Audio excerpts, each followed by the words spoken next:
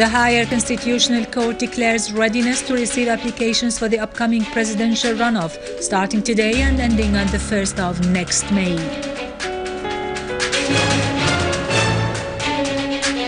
A joint religious mass was held at the Holy Cross Church in Damascus for peace in Syria and the return of all the kidnapped.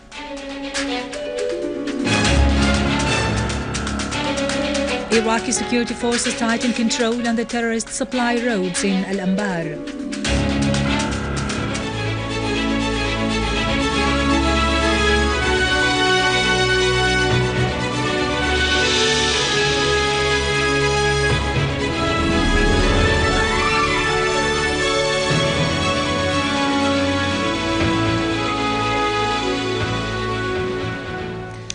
Good afternoon, ladies and gentlemen. This is Yarado Krikorian with the news in English.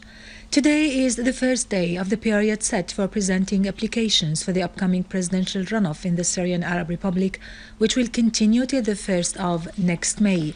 Head of the High Constitutional Court Judge Adnan Zarif said the court is ready to receive the applications for the presidential candidacy. This step would be the implementation of the declaration made by People's Assembly Speaker Muhammad Jihad al-Laham yesterday about opening the door for receiving the applications of the presidential candidates according to the Constitution's provisions.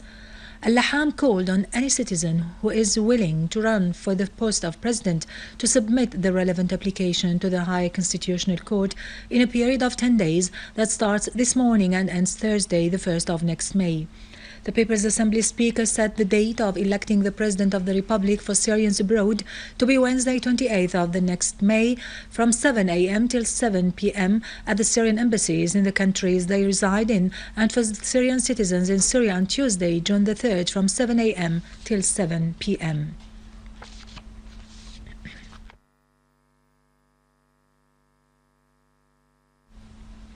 Amidst a popular official and religious participation on a wide scale, a joint Christian mass was held at the Holy Cross Church in Damascus for the return of all the kidnapped to their relatives, particularly the archbishops of Aleppo, Yohanna Brahimi and Boulos Yazigi.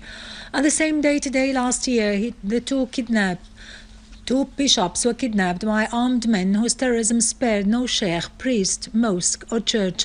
The participants in the mass prayed to God for the safe return of the two bishops, as well as for the return of all the kidnapped, hoping Syria would recover its security and stability.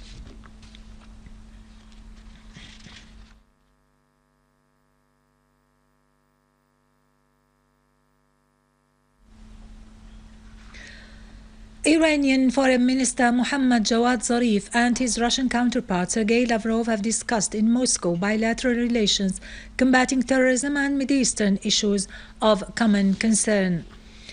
Following the meeting, which was held on the sideline of the ministerial conference of the states off the shores of the Caspian Sea, Lavrov said the talks constituted an opportunity to exchange viewpoints on enhancing bilateral cooperation between Tehran and Moscow, particularly on the Iranian nuclear file, regional security and Middle East issues.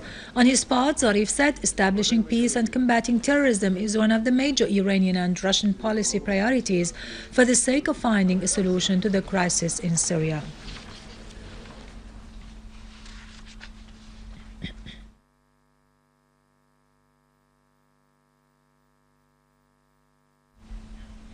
Within the same context, Lavrov discussed with the UN envoy to Syria, Brahimi, during a telephone conversation, a peaceful solution to the crisis in Syria. The Russian Foreign Ministry said Lavrov affirmed to Brahimi the need to resume the Geneva talks between the Syrian government and the opposition's delegations, the second round of which was concluded on the 15th of last February.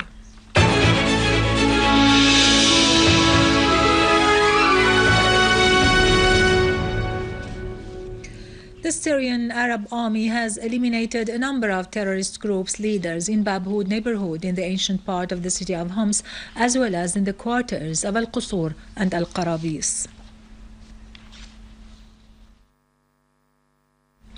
Syrian Arab Army units have taken control of a number of buildings northeast of Al-Walidiyya school, as well as of the school's compound in Jub al-Jandali quarter, killing and wounding a number of terrorists in ancient Homs.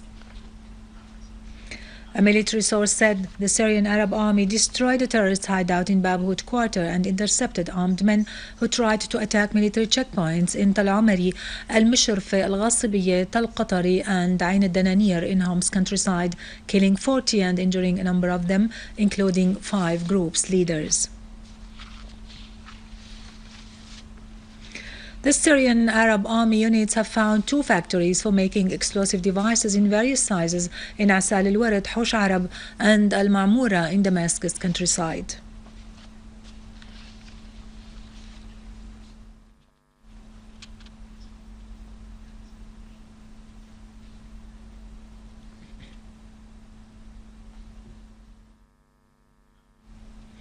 In Aleppo and its countryside, units of the Syrian Arab Army eliminated a number of terrorists and destroyed their weaponry in Handarat, Al-Jandoul, north of the industrial city, surrounding the central prison, Al-Sheikh Said and Al-Sukkari.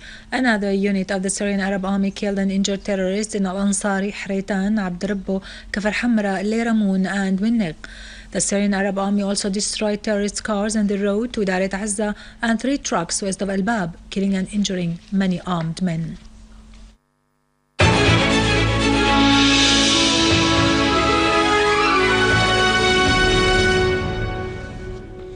Welcome back. Settlers have stormed Al-Aqsa mosque backed by the Israeli occupation troops and wandered inside in an act of defiance and scorn of the religious sentiments of the Muslims who confronted the settlers.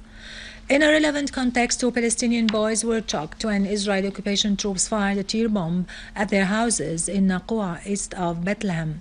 Another boy from Al-Laban village south of Nablus was injured after he was severely beaten by Israelis as he was trying to stop them from storming his house. In Aorta village, southeast of Nablus, more than 35 Palestinians were shocked when Israeli occupation troops fired tear bomb at them as they were trying to stop the army military from storming the village. In Gaza Strip, the Israeli occupation troops have maintained the closure of Karam Abu Salim and Beit Hanun crossing points at the pretext of the Jewish religious festivities and the weekend. In Iraq, security forces have maintained control over most of the routes that have been used by terrorists of the so-called the Islamic State in Iraq and the Levant to transport arms and logistics to Al-Fallujah city during the battles that took place in the last 2 days to drain sources of arming and funding the terrorist organizations. An Iraqi military source said that the battles were expected to continue till all Al-Anbar province has been liberated, so that situation in Al-Fallujah city that is still besieged be back to normal.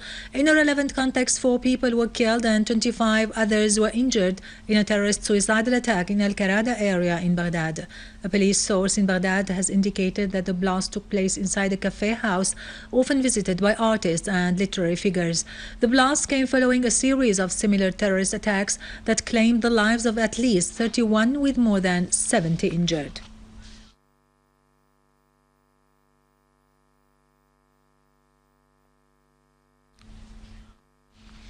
Like the referendum in the Republic of Crimea, the protesters in Lugansk, southeast of Ukraine, who reject the terrorism of the extremist elements, decided to hold a referendum on the legal status of their province.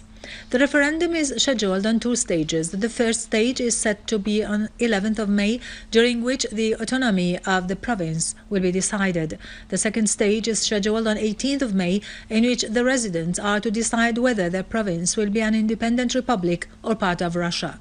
Residents of the province started to consider independence as they suffered from repeated attacks by extremist Ukrainian gunmen, a thing that forced the mayor of Slavensk to call on the Russian leadership to send peacekeeping forces into Donetsk and Lugansk.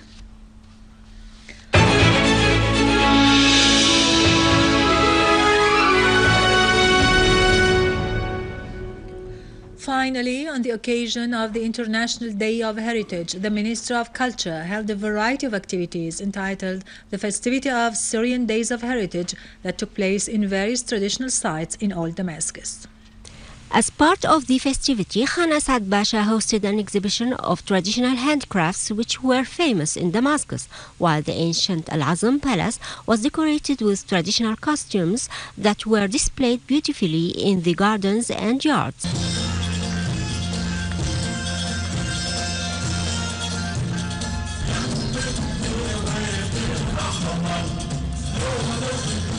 The palace also hosted a party for the Mulawai traditional dancing group, which presented a distinguished performance. Another exhibition for Arabic calligraphy took place in Al-Jaqmaqiyya school. Meanwhile, the rooms and halls of Dar Mardan Beg for Culture and Arts witnessed an exhibition for fine arts, which included paintings depicting the traditional habits and customs. In other rooms, another exhibition was vying for attention, displaying the traditional books. الرسالة التي نريد أن نوصلها للجميع هو أن سوريا عريقة بتاريخها وبتراثها. Minister of Culture Lubana Mshawih said that the activity aims at reviving the memory, which is full of rich ancient Syrian heritage. The minister pointed out to the necessity of focusing on the traditional handicrafts and supporting them because they reflect the identity and civilization of the Syrians. For her part, the political and media advisor at the presidency, Dr. Buthayna Shaban, said that the festivity came to tell the whole world that Syria, its heritage, identity and civilization are immune and hard to be entrenched by the enemy or by anyone who wants to undermine its history. With this, we end our news for today. Thank you for watching. For more details about Syria and the region and to view this bulletin again, you can always visit our website in English, syriaonline.sy. Now to latest business and market news with Nariman Qassam, but after a short break.